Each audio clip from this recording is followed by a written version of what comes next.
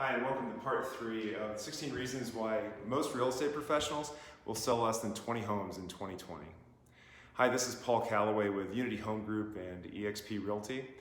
And reason number 6, they rely on their personal sphere, people that they know, with no strategy on how to engage, how to follow up with, and how to convert them into buyers and sellers. And we know that if we fail to plan, we really plan to fail. And it's so true when we're talking about following up with and having a plan to contact the people that we know. And so expecting them to call you when they're ready just doesn't work.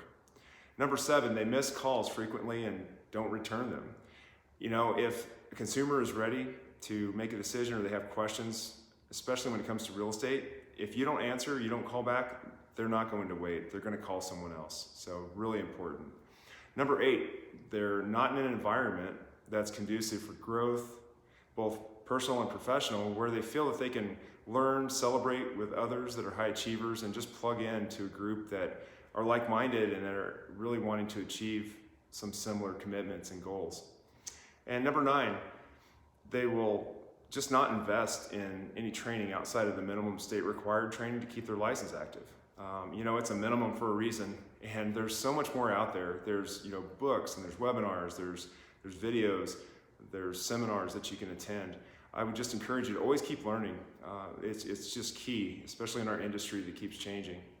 Number 10, they just haven't accepted the fact that they're in a sales position, in a sales industry, and that they must commit to the daily pursuit of mastering their craft. And that means lead generation, calling,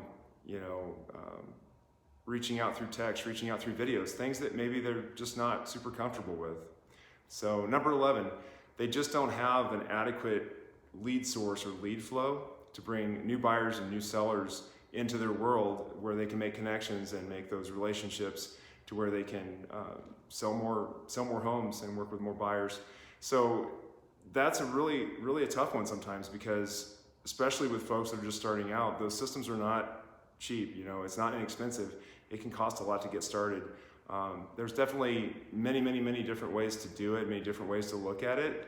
However, again, this can be a pretty big sticking point if you just don't have a way to get new business coming in the door. So I hope these have been helpful for you, and hopefully a few things have stuck out to you in areas that you maybe need to improve in, or things that you can do differently to help you get past that sticking point of selling less than 20 homes a year as we go into 2020.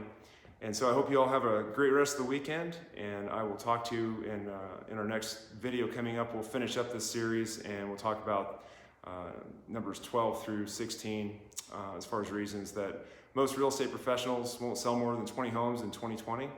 So I'll talk to you all later, and hope you keep an open mind and keep opening doors.